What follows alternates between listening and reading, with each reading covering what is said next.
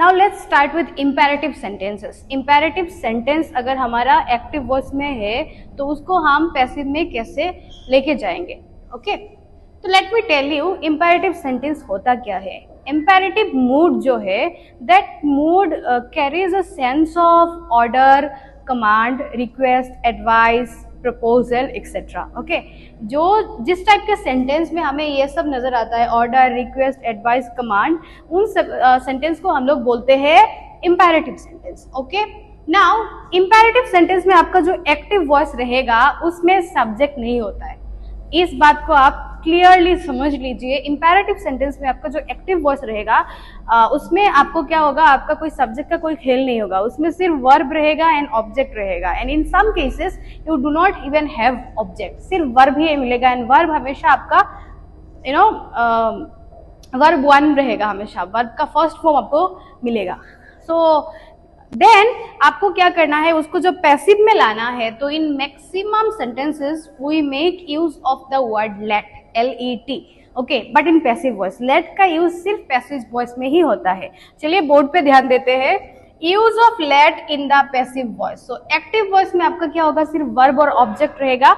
And फिर आप जब उस एक्टिव वॉइस को पैसिव में कन्वर्ट करोगे तब आपको लेट का इस्तेमाल करना है। So use of let in the passive voice formula है ये पैसिव वॉइस के लिए। जब आप एक्टिव से पैसिव करोगे तब आपका ये फॉर्मूला अप्लाई होगा। What is the formula? Let, सबसे पहले आएगा let plus object plus BEB plus past participle और वर्ब का third form. Let plus object plus be plus verb का third form. This formula applies for passive voice. Okay, and active voice में तो आपका यही रहता है, वर्ब वन एंड ऑब्जेक्ट। तो एक एग्जाम्पल यहाँ पे है, शट द विंडो, उस खिड़की को बंद करो। So it is a kind of you can say order, और someone is asking you to go and shut the window, isn't it? So the word shut is verb here and object is the window. काम क्या है? बंद करना। तो shut and किसको बंद करना है? खिड़की को बंद करना है। तो देन जब आपको इसको पैसिव में लेके जाना है तब आप इसको कैसे पैसिव में कन्वर्ट करोगे?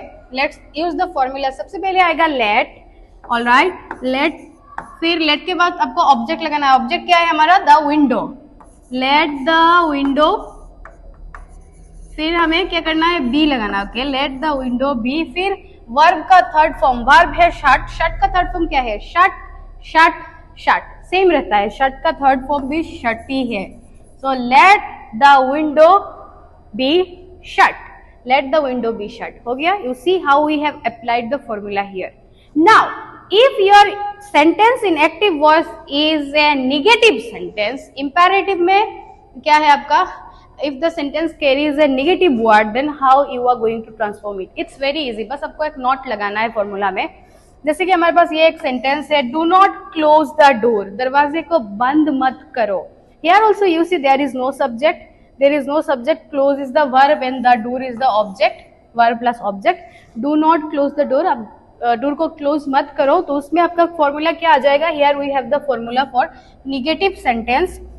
पहले आएगा लेट, सो लेट, फिर ऑब्जेक्ट क्या है? The door, let the door, फिर नॉट लगाना है, नॉट, फिर बी, फिर वर्ब का थर्ड फॉर्म, वर्ब क्या है? क्लोज है, क्लोज का third form close, closed, closed. Late the door not be closed. दरवाजे को बंद मत करो, दरवाजे को बंद करने मत दो।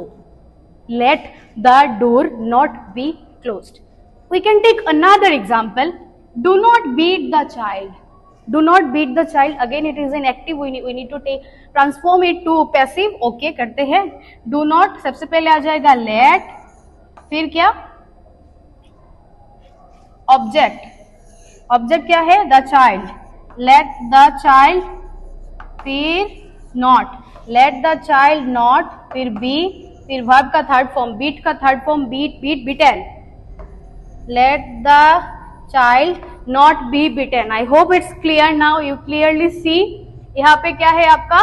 let का इस्तेमाल कैसे करना है? let के बाद हमें ऑब्जेक्ट को लगाना है, ऑब्जेक्ट के बाद हमें be लगाना है, उसके बाद हमें verb का थर्ड फॉर्म यूज करना है इन imperative sentence, और अगर वो सेंटेंस में नेगेटिव वर्ड है, I mean if the sentence is negative, then आपको क्या करना है, लेट के बाद ऑब्जेक्ट लगाना है, उसके बाद आपको नॉट वर्ड यूज करना है. If someone says that write a letter to your mother, then you can say it, let a letter be written to your mother. Write a letter to your mother. Let a letter be written to your mother. Like that. All right. अब हमारा ये जो imperative sentence है वो बहुत तरह के mood को ये आपको डिनोट करता है. जैसे कि रिक्वेस्ट अलग मूड है, then advice is a different kind of sentiment. तो काफ़ी सारे चीज़ें एक साथ इंटरलिंक्ड है, दे आर मिंगल्ड. सो जब आपके सेंटेंस जो है वो रिक्वेस्ट को सिग्निफाई करेगा. रिक्वेस्ट को कौन सा वर्ड बेसिकली सिग्निफाई करता है? Please. The word please simply means a request. For example हम जब बोलते हैं please help me, please give me A glass of water, please bring me my book, तो प्लीज को हम यूज इसलिए करते हैं ताकि हम ये समझाना चाहते हैं कि हम आपको रिक्वेस्ट करके बोल रहे हैं. Isn't it? रिक्वेस्ट प्लीज से होता है. तो अगर ऐसा सेंटेंस हो like please help her, in that case we are going to right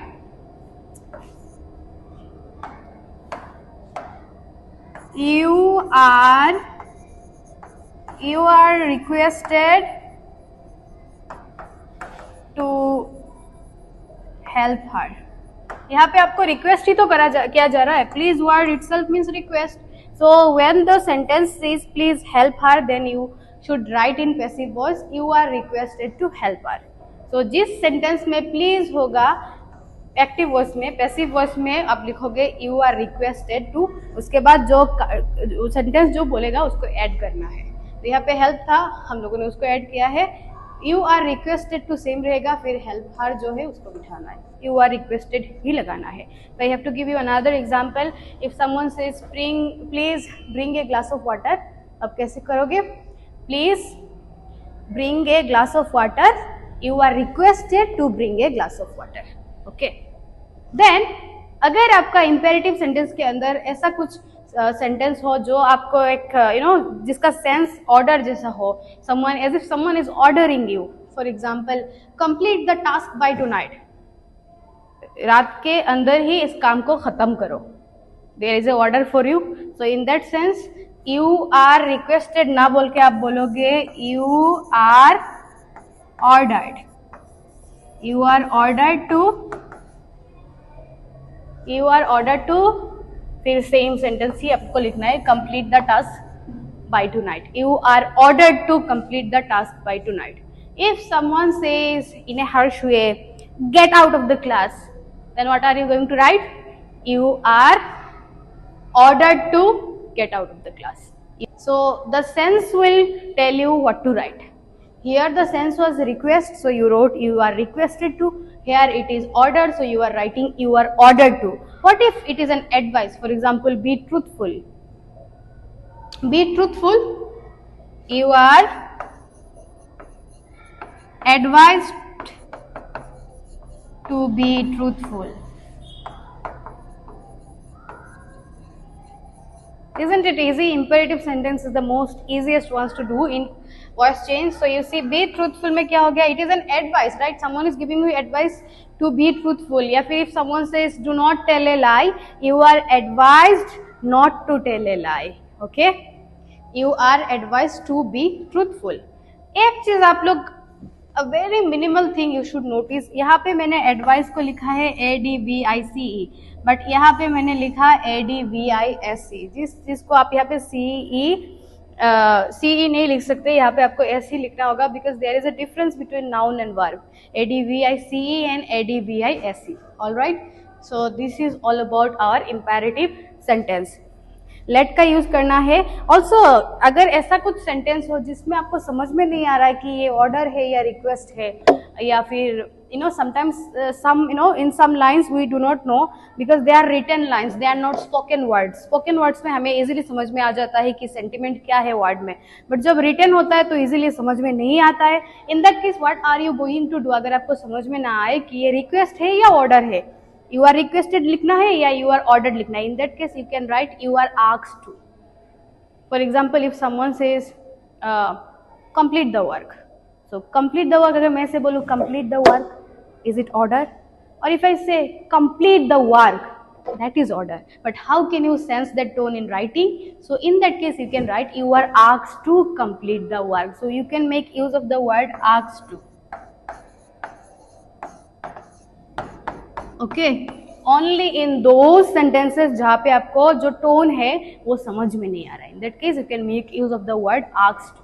And let का use भी आप लोग को clearly समझ में आ गया है. Okay, so let is used. Then request में हम लोग please वाले sentence में we are going to use you are requested to. Order वाले sentence में we are going to use you are ordered to. Advice में you are advised to. ng जो sentence you know easily समझ में नहीं आ रहे हैं उनमें हम लोग asked to का इस्तेमाल करेंगे. Rule number 8. In some sentences, by is not used in the passive voice. The word by we often use in the passive voice, but in some sentences, we don't need to make use of the word by. For example, they say the visitor has reached. They say the visitor has reached. So in that case, what are you going to write? It is said that the visitor has reached. It is said that the visitor has reached. Then, we know it. It is known by us? No. It is known to us. It is known to us, not by us. Known के साथ T preposition लगता है हमेशा. That's why it is known to us. Then another one, this cone contains ice cream. This cone contains ice cream. इसको कैसे लिखेंगे? What is the object? Rule of X क्या कहता है? Subject है ये object है. तो object आ जाता है आपका पहले. आइसक्रीम आ जाएगा यहाँ पे. आइसक्रीम, फिर ice cream is third person singular. Ice cream is contain, verb का थर्ड फॉर्म लगाना है. Ice cream is contained in this cone. See, यहाँ पे हमने बाय नहीं लगाया, हमने इन लगाया है. ये आपका ऑटोमेटिकली आपका जो सेंटेंस करेक्शन का रूल ही आपको बता देगा. ये this cone contains ice cream. Ice cream is contained in this cone. I have mingled a variety of sentences with model auxiliaries. As you can see here, can is an auxiliary, may is an auxiliary, should is an auxiliary. So model auxiliaries already we have done in our previous video, but here I have tried to mingle assertive sentence, imperative sentence, interrogative sentence. जैसे कि first is an interrogative sentence with model auxiliary. For example, you see, can you move the heavy box? Can you move the heavy box? So ये आपका active voice में है, passive में लेके जाना है, कैसे करेंगे? So रूल बताता है कि आपका ऑक्सिलरी मॉडल पहले रहेगा. So मॉडल इज कैन, फिर आएगा आपका ऑब्जेक्ट. ऑब्जेक्ट है the heavy box. Can the heavy box, फिर लगेगा बी, फिर वर्ब का थर्ड फॉर्म वर्ब है मूव. मूव से हो जाएगा moved by, subject pronoun you. Question mark देना मत भूलना because it is N interrogative sentence. Can the heavy box be moved by you. Next is an exclamatory sentence. Exclamatory sentence you can see with the exclamation mark. May God bless him with good health. May God bless him with good health. So again आपका model जो है वो पहले रह जाएगा. may के जगह may ही आ जाएगा यहाँ पे. may he be blessed से blessed. may he be blessed with good health. यहाँ पे हम बाय गॉड नहीं लगाएंगे. यहाँ पे बाय गॉड नहीं लगाएंगे. May he be blessed with good health. Then you take again, you may take this book. Here you are getting a permission to take the book. Okay, you may take this book and again assertive sentence है, इसमें आपका may is the modal auxiliary, तो इसमें क्या होगा, interrogative नहीं है तो ऑक्सिलरी पहले नहीं आएगा। इन दोनों सेंटेंस में आपका मॉडल पहले आया, इसमें पहले नहीं आएगा, यहाँ पे हमारा ऑब्जेक्ट पहले आएगा। सी द डिफरेंस, ऑब्जेक्ट पहले आएगा। So this book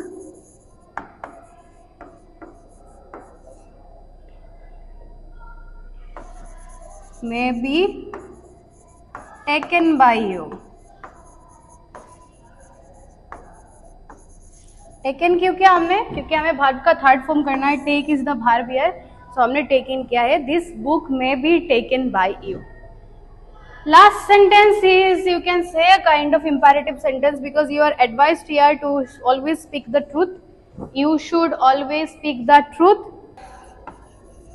truth should always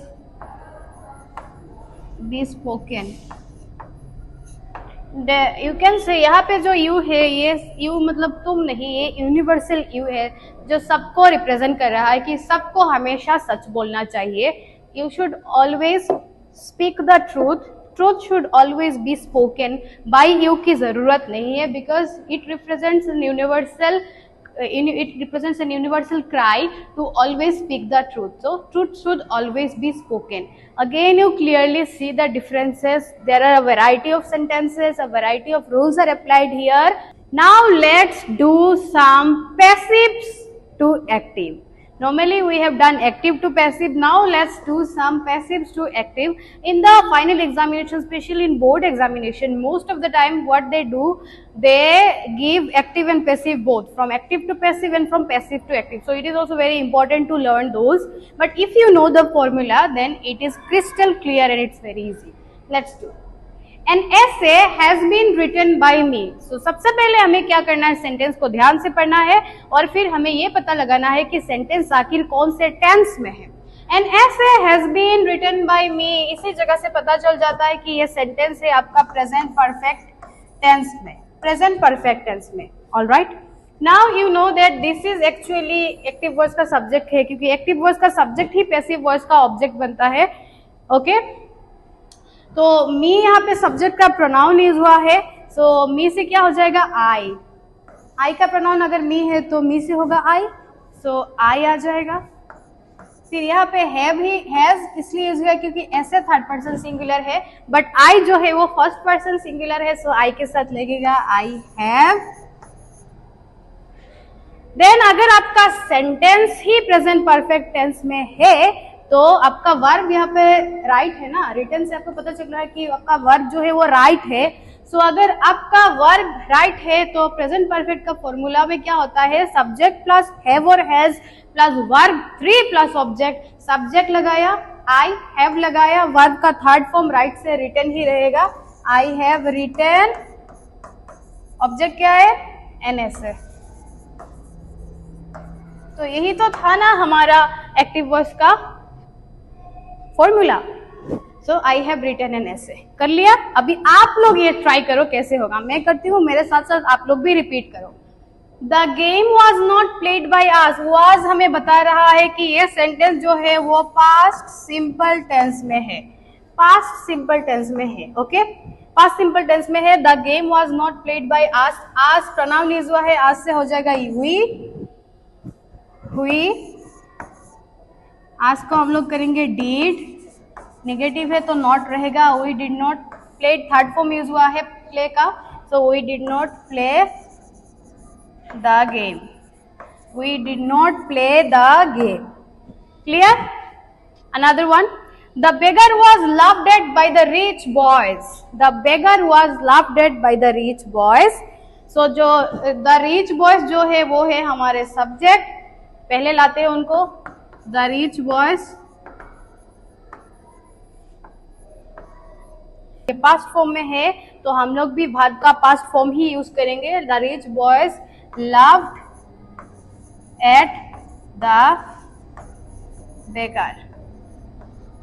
क्यों लव्ड किया हमने, क्योंकि यहाँ पे वाज हमें बता रहा है कि ये सेंटेंस जो है वो पास्ट सिंपल टेंस में है। Okay, then A song was being sung by her. Was being हमें बता रहा है कि ये जो सेंटेंस है वो पास्ट कंटिन्यूअस टेंस था.